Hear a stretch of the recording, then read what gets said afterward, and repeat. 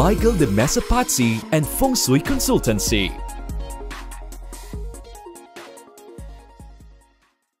Naghahanap ka ba ng mga pampaswerte sa loob ng bahay na pwede mong ilagay ngayong 2025?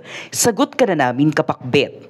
Ang 2025, mga kapakbet, ay nasa ilalim ng Year of the Wood Snake. Ito ay magbibigay ng both wealth and illnesses sa ating mga buhay. At ang bahay mo, kapakbet, ay ang magiging battleground mo. Kaya dapat lang na handa ang iyong bahay na salubungin ng bagong taon para hindi bahayan ng malas at ma-activate mo ang positive and auspicious sectors of your house. Dito na pumapasok ang Feng Shui Flying Star 2025, isang chart na nagpapakita kung saan nakapwesto ang 9 Feng Shui Flying Stars sa bahay mo ngayong 2025. Meron tayong 9 sectors sa isang bahay: center, northwest, west, northeast, south, north, southwest, east, and southeast. Each sector ay affected ng isang Feng Shui Flying Star, either auspicious or inauspicious. Kaya naman, mga kapakbet, narito ang listahan ng mga pampaswerte sa loob ng bahay mo na dapat mong ilagay ngayong 2025. Ilista mo na sila. Number 1, center sector ng bahay. Ang center sector ng bahay nyo ngayong 2025, mga kapakbet, ay nasa ilalim ng illness star number 2 at ito ay nabibilang sa mga inauspicious stars. Ibig sabihin, sakit ang nasa gitna ng inyong bahay. Malaki ang chance na ang buong pamilya ngayong 2025 ay magkakaroon ng frequent illnesses tulad ng trangkaso, lagnat at iba pa. Ang kalusugan ng pamilya ay malalagay sa alanganin. Kaya naman, para ito ay makontra, do not activate the area of this south ngayong 2025. Avoid major renovations in this part and ilagay ang mga sumusunod. Una, Medicine Buddha Plaque. Makakatulong ito upang pagalingin kayo ng mabilis mula sa sakit dulot ng illness star number 2. Effective ito if may kasama kayong mga matatanda sa bahay at sakitin. Proteksyon ito laban sa lahat ng uri ng sakit na pwede niyong makuha ngayong 2025. Ikalawa, Genuine Yellow Jade 10 cm Feng Shui Wulu. Second option nyo, mga kapakbet, ay ang Genuine Yellow Jade Feng Shui Wulu. Wulu symbolizes good health and longevity. Nililinis nito ang toxin sa inyong katawan para maging masigla at nasa maayos na kondisyon. Ikalawa, northwest sector ng bahay. Hindi magiging maganda ang kondisyon ng northwest sector ng inyong bahay ngayong Year of the Wood Snake 2025, mga kapakbit, dahil nandito ang disharmony star number 3 at ang suipo. Magiging bayolente ang mga tao kung ito ay inactivate. Mas magiging madalas ang mga misunderstandings, away at mga aksidente. Kung dito nakapwesto ang inyong kwarto, it is a must na kontrahin ito para makaiwas sa hiwalayan. Ilagay ninyo ang Feng Shui Lucky Apple sa northwest sector ng bahay, kapakbet, para makontra ang malas na nandito. Apples in Feng Shui symbolizes happiness and peace. Dahil disharmony star ang kalaban, ito ang best counterpart mo dahil this promotes peace and union between family members. Binabawasan nito ang alitan at away. Ikatlo, west sector ng bahay. Dadalaw sa west sector ng bahay ang education and romance star number 4. Isa itong auspicious star at ito ay nagbibigay ng high levels of creative energy na makakatulong upang umangat sa school, makapag-focus at makapag-aral ng maayos. It also cultivates love energy.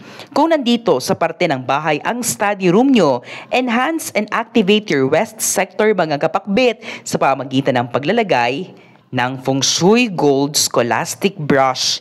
Makikita dito ang isang golden pen mga kapakbit na sumisimbolo sa progress and success sa buhay. At perpekto ito upang pataasin din ang inyong education luck. Makatulong ito upang enhance ang dalang creativity energy ng star number 4. Northeast sector ng bahay. Never activate the northeast sector ng inyong bahay ngayong 2025 kapakbit.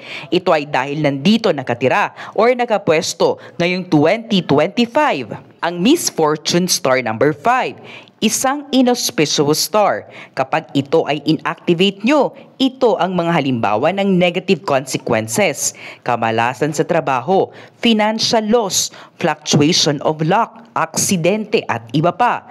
Para kontra ito, ilagay ang mga sumusunod.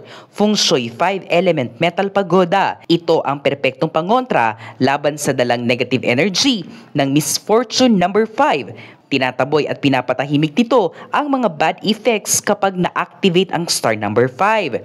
Ikalawa, White Umbrella Goddess Plaque. Makikita rito ang imahe ni White Umbrella Goddess na kung saan ay sumasaklolo sa mga taong nangangailangan ng tulong dahil affected ng misfortune number 5. Ikalima, South Sector ng bahay.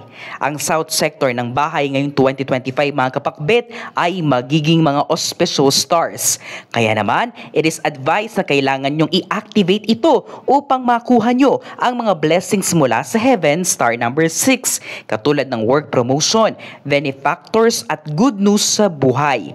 Maglagay ng double dragon always superb brass gong. Dragon rules na sky mga kapakbit. This one is the best enhancer to activate the heaven star number 6 sa south sector ng inyong bahay.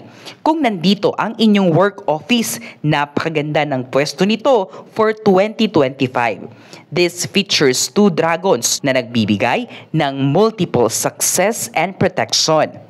Number 6, North Sector ng bahay. Ang North Sector ng bahay mga kapakbit ngayong year 2025 ay malalagay sa matinding alanganin, lalo na kung dito itinatago ang importanteng bagay sa bahay dahil nandito ang robbery and violence star number 7, isang inauspicious star. Pinapataas nito ang posibilidad ng nakawan, looban at iba pang mga bagay na related sa violences mga kapakbit. Kaya naman, it is highly advised to culture this sector of your house. Maglagay ng magic peacock with anti-burglary plaque. Isabit nyo ito sa north sector ng inyong bahay ngayong 2025 mga kapakbit.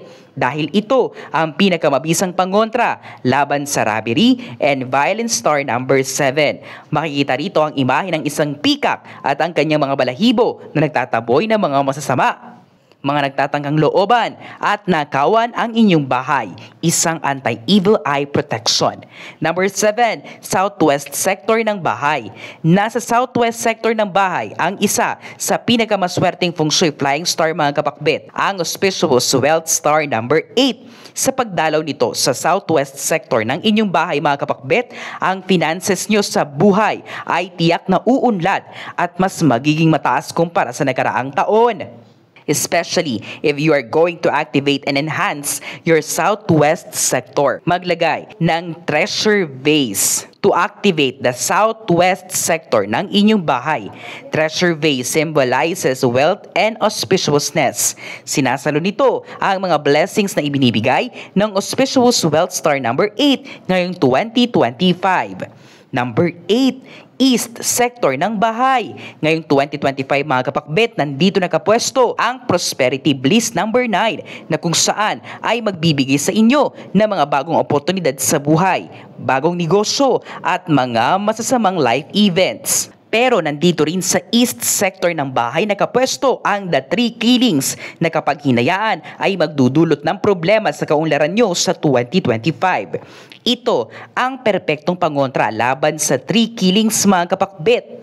Ang genuine yellow jade pair of Piyaw with wealth pot. Meron itong imahe ng piyaw na kung saan ay kilalang tagapagbigay ng solidong proteksyon laban sa negative effects ng the three killings tulad ng aksidente at financial loss. Meron din itong wealth pot na sumasali sa mga oportunidad na dala ng star number 9. Number 9, southeast sector ng bahay. Dito nakapwesto sa 2025 ang Victory Star number 5. Ngunit dito rin nakapwesto ang Tai Sui. So you need to be extra careful na hindi mo ma-activate ang Tai Sui dahil halimbawa sa mga negative effects ng Tai Sui ay mahirap na taon na puno ng mga problema.